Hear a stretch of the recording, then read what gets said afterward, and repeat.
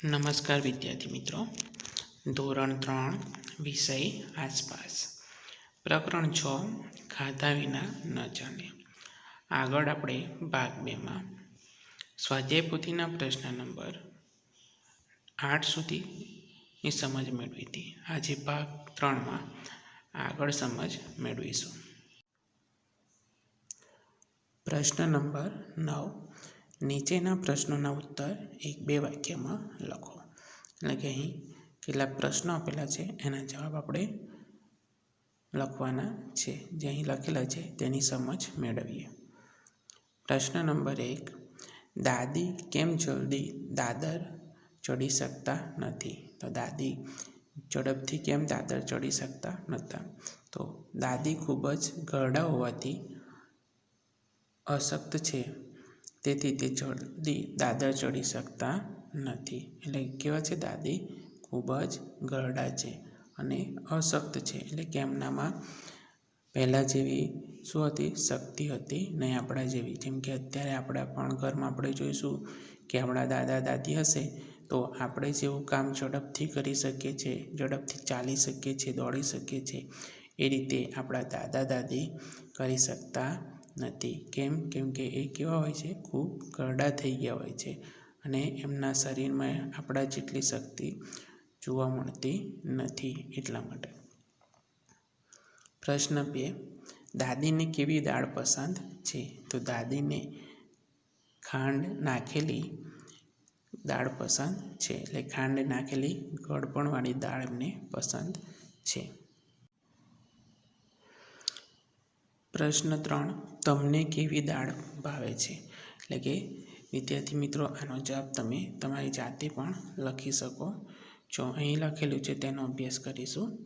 મને ગળપણ નાખેલી દાળ વધુ પસંદ છે. એટલે કે જેમાં ગળપણ નાખેલું હોય, ખાંડ નાખેલી હોય, ગોળ નાખેલું હોય, એવી દાળ કેવી મને પસંદ છે. આ ઉપરાંત મને લગ્ન પ્રસંગે બનાવેલી દાળ પણ ભાવે છે. એટલે કે લગ્ન પ્રસંગે જે પ્રકારે દાળ બનાવવામાં આવે છે એ દાળ પણ મને પસંદ છે. ચોથો છે, અનાજના નામ લખો. તો અનાજમાં કયા વસ્તુ આવે છે એના નામ લખવાના છે. તો અહીં તો જોઈએ કે અનાજમાં ઘઉં, બાજરી, ચોખા, મકાઈ, જુવાર વગેરે એ આવી શકે છે, જેને આપણે અહીં નામ લખેલા છે. પાંચમું છે કઠોળ. તો કઠોળના નામ જણાવો. એટલે કઠોળમાં કઈ વસ્તુ આવે છે? તો કઠોળમાં તુવેર, મગ, ચણા, વટાણા, અડદ વગેરે શું કહેવામાં આવે છે? એ કઠોળના નામ છે. છઠ્ઠું છે, આપણે ખોરાકમાં મુખ્યત્વે શું લઈએ છીએ? કે આપણે ખોરાક ખાઈએ છીએ તે મહત્વનો ખોરાક આપણે કયો હોય છે? તો આપણે ખોરાકમાં મુખ્યત્વે રોટલી, ભાખરી, રોટલો, ભાત, દાળ, કઠોળ, દૂધ અને તેની બનાવટો એટલે કે દૂધની બનાવટો, શાકભાજી અને ફળો લઈએ છીએ. એટલે કે આપણે મુખ્યત્વે ખોરાકમાં આ બધી વસ્તુ લેતા હોઈએ છીએ. સાતમું છે, આહારમાંથી મળતા પોષક તત્વો કઈ રીતે ઉપયોગી છે? કે આપણે આહારમાંથી જે ખોરાક ખાઈએ છીએ એમાંથી આપણને મળતા પોષક તત્વો આપણને કઈ રીતે ઉપયોગી થાય છે? તો આહારમાંથી મળતા પોષક તત્વો આપણને ગરમી અને શક્તિ આપે છે. એટલે કે આપણા શરીરને શું આપે છે? જે ખોરાક ખાઈએ છીએ આપણા શરીરને ગરમી અને શક્તિ, કામ કરવાની, કોઈ પણ કામ કરવા માટેની આપણને શક્તિ આપે છે. આઠમું છે, આપણે કેવો ખોરાક ન ખાવો જોઈએ? એટલે કે આપણે કેવા પ્રકારનો ખોરાક ખાવો જોઈએ નહીં? તો આપણે વાસી, ખુલ્લો અને બજારું ખોરાક ન ખાવો જોઈએ. એટલે કે આપણે કેવા પ્રકારનો? કે વાસી, ખુલ્લો અને બજારું ખોરાક ખાવો જોઈએ નહીં. નવમું છે, મુન્નીનો ખોરાક જણાવો. એટલે કે મુન્ની જે નાની છોકરી હતી કે એનો ખોરાક શું છે? તો મુન્નીનો ખોરાક માતાનું દૂધ છે. એટલે કે મુન્ની નાની હોવાથી એને દાંત હોતા નથી, એટલે એને શું આપવામાં આવે છે?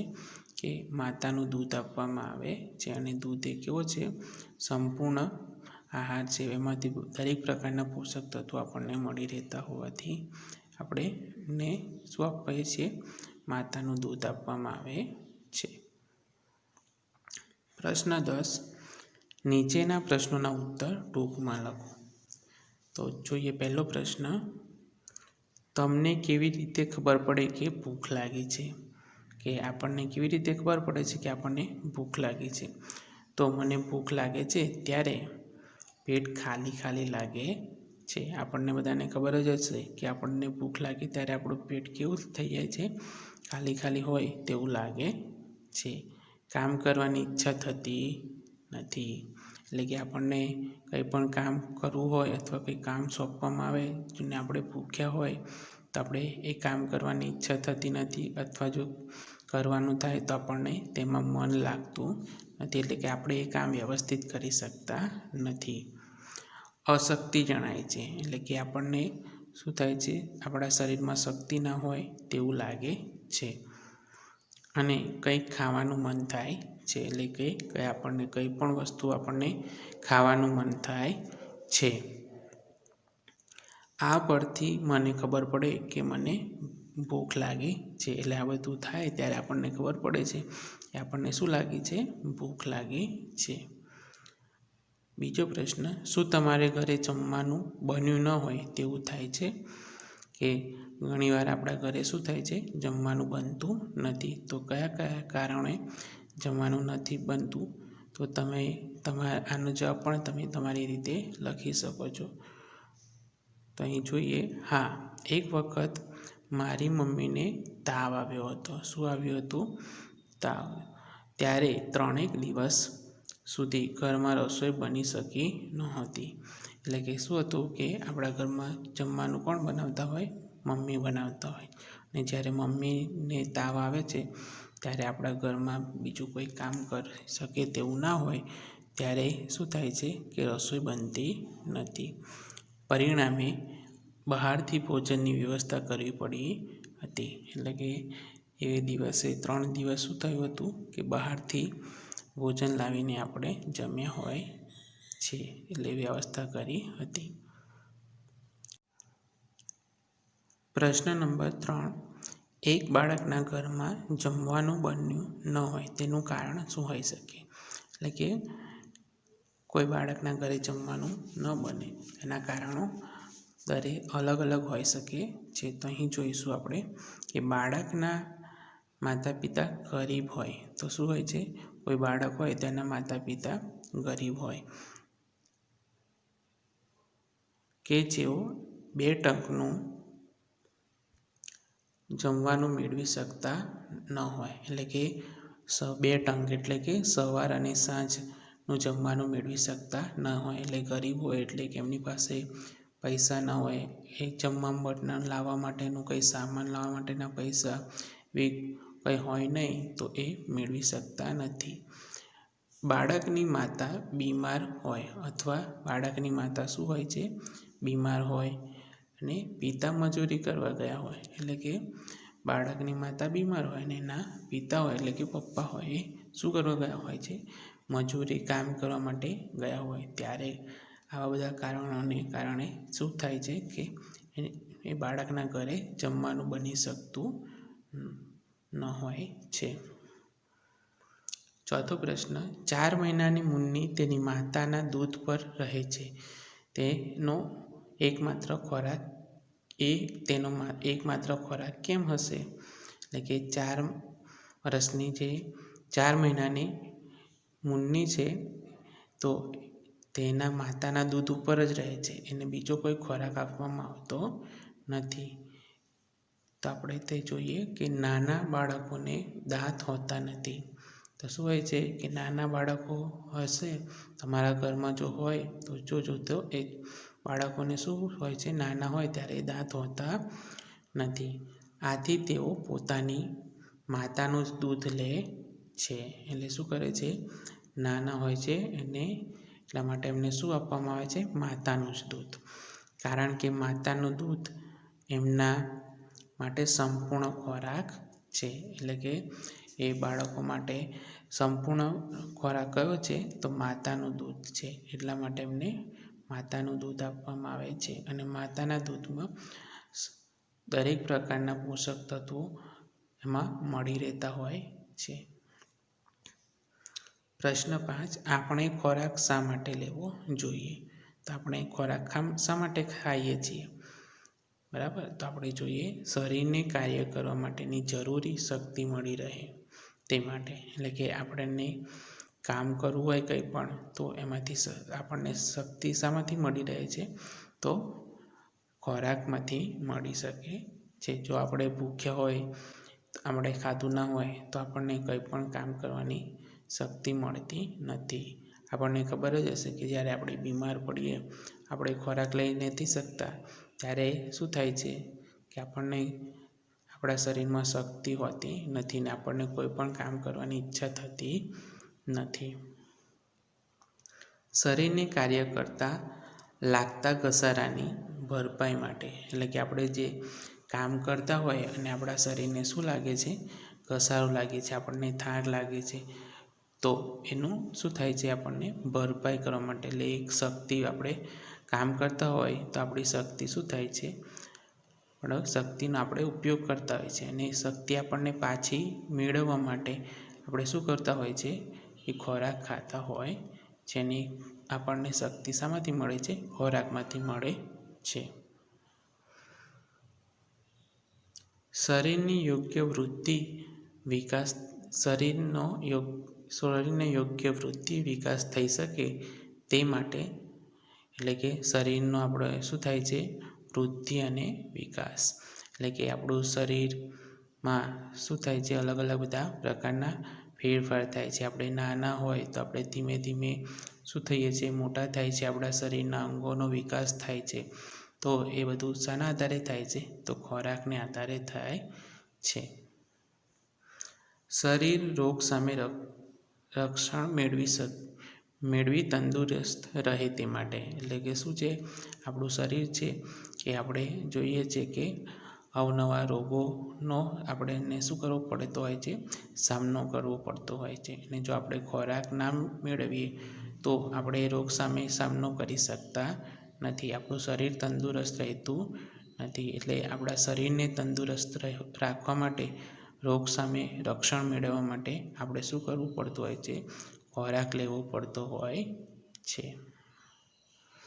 શરીર તાજગી અનુભવે તે માટે, એટલે કે આપણું શરીર તંદુરસ્ત તાજગી અનુભવે તે માટે આપણે ખોરાક લઈએ છીએ. પ્રશ્ન 6.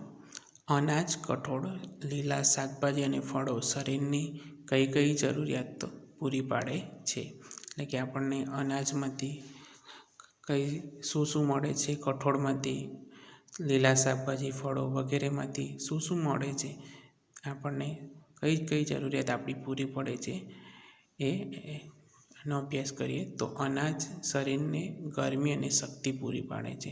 કે અનાજ હોય છે તે જેમ કે ઘઉં, ચોખા, એ બધું શામાં આવે? અનાજ કહેવાય. તો એ આપણને શું પાડે છે? પૂરું પાડે? ગરમી અને શક્તિ પૂરી પાડે છે. કઠોળ છે તો કઠોળ વૃદ્ધિ કરવામાં ઉપયોગી છે. એટલે કે કઠોળ એટલે કે ચણા છે, વટાણા છે વગેરે, એને શું કહેવામાં આવે છે? કઠોળ કહેવામાં આવે. તો એ આપણા શરીરના વૃદ્ધિ કરવામાં આપણને ઉપયોગી છે. લીલા શાકભાજી અને ફળો, એટલે કે શાકભાજી તો આપણને ખબર જ છે, ફુલેવર, કોબીજ, એ બધું શું છે? શાકભાજી છે. ફળોમાં છે કેરી છે, સફરજન છે, એ બધા ફળો કહેવાય. તો એ આપણું શું કરે છે? રોગ સામે રક્ષણ કરે છે. આપણને ખબર જ હશે કે આપણે જ્યારે બીમાર પડીએ ત્યારે આપણને ફ્રૂટ ખાવામાં આપવામાં આવે છે. લીલા શાકભાજીના શાક બનાવીને ખાતા હોય છે. તો એ આપણને બધાને શું કરે છે? રોગ સામે શું કરે છે? રક્ષણ આપે છે. પ્રશ્ન 7. આપણા શરીરને પૂરતા પોષક તત્વો મળી રહે તે માટે શું કરવું જોઈએ? કે આપણા શરીરને દરેક પ્રકારના પોષક તત્વો મળી રહે તે માટે આપણે શું કરવું જોઈએ?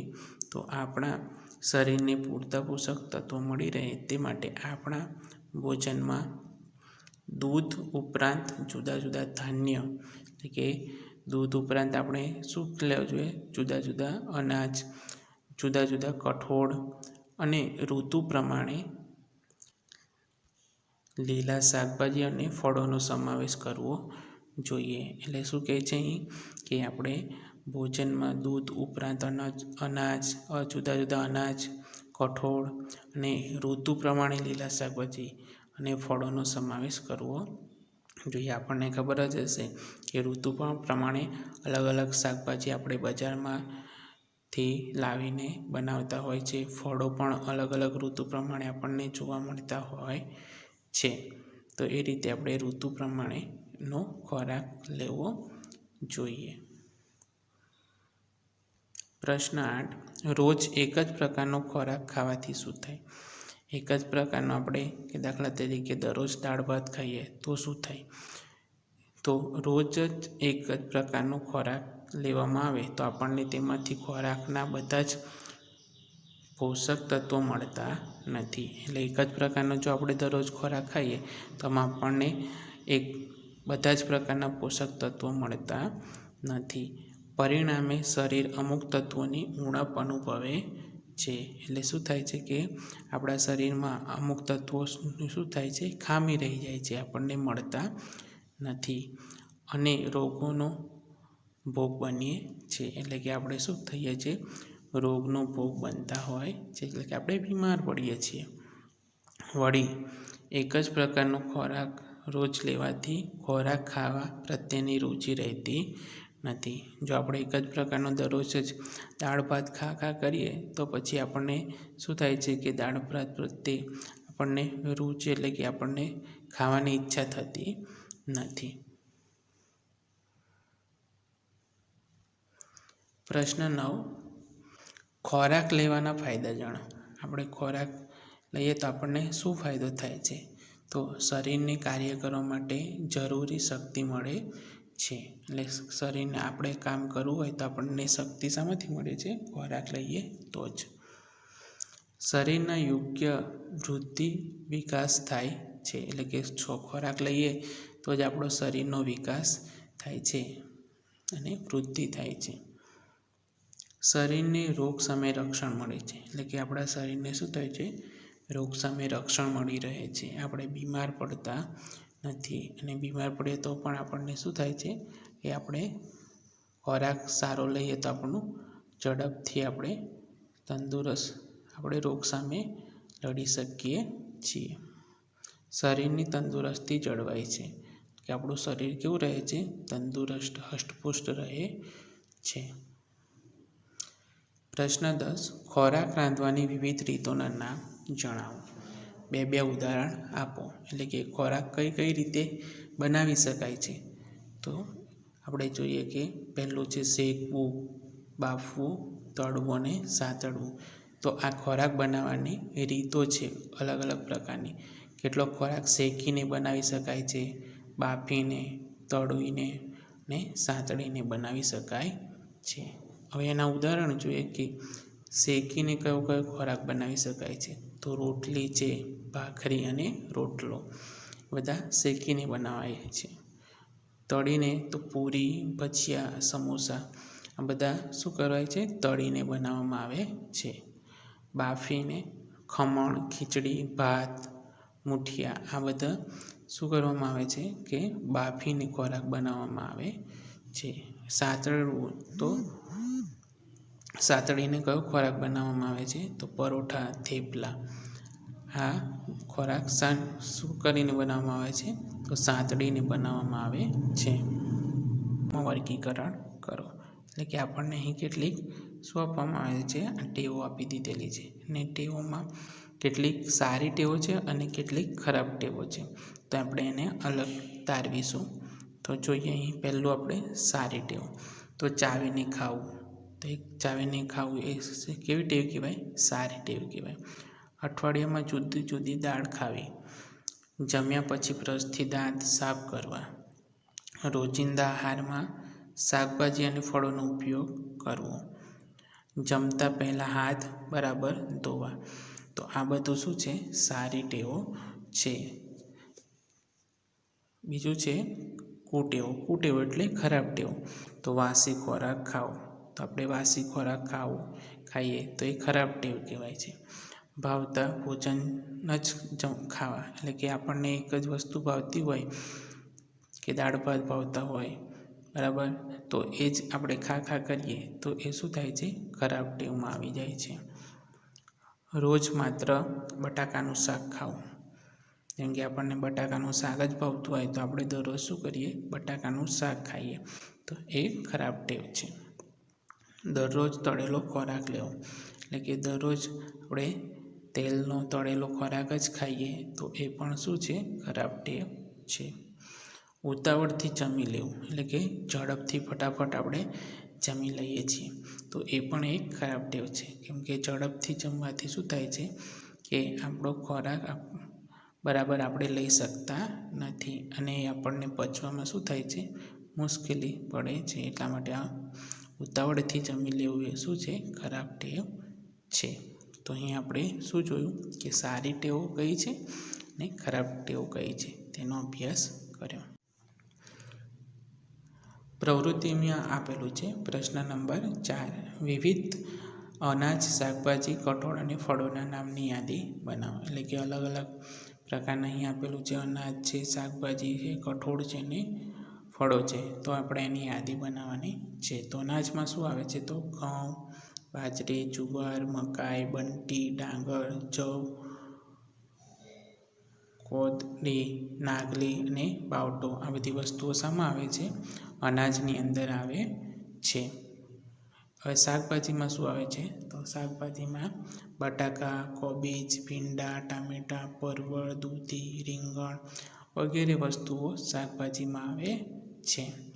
કઠોળમાં મગ, મઠ, ચણા, વાલ, વટાણા, ચોળા, તુવેર વગેરે શું આવે છે? કઠોળમાં આવે છે.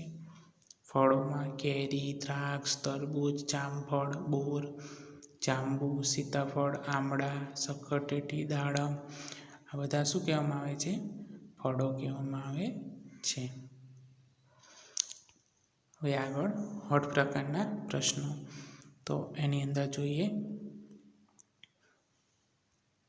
નીચેના દરેક પ્રશ્નના ઉત્તર માટે આપેલા વિકલ્પોમાંથી સાચો વિકલ્પ શોધીને તેનો ક્રમ અક્ષર પ્રશ્નની સામે આપેલ ચોરસમાં લખો. તો પહેલો પ્રશ્ન છે, નવજાત એટલે કે નાના બાળકો માટે કયો ખોરાક ઉત્તમ ખોરાક છે? કે જે નાના બાળકો હોય તો એના માટે ઉત્તમ ખોરાક કયો છે? તો શું આવશે આમાંથી? માતાનું દૂધ એટલે કે ધાવણ એ શું છે? એમનો મહત્વનો મુખ્યતમ ખોરાક છે. તેનો ક્રમ અક્ષર અહીંયા આવે છે ક. બીજું છે, ઘરડા એટલે કે વૃદ્ધ વ્યક્તિઓને કયો ખોરાક જલ્દીથી પચી જાય છે? એટલે કે ઘરડા જે હોય છે વ્યક્તિઓ, તેમને કયો ખોરાક ઝડપથી પચી જાય છે? તો અહીંયા આવશે બાફેલો ખોરાક. કયો ખોરાક? બાફેલો. તેનો ક્રમ નંબર છે અહીં બ. ત્રીજું છે, નાળિયેરી કયા રાજ્યમાં વધુ જોવા મળે છે? તો નાળિયેરી કયા રાજ્યમાં જોવા મળે છે?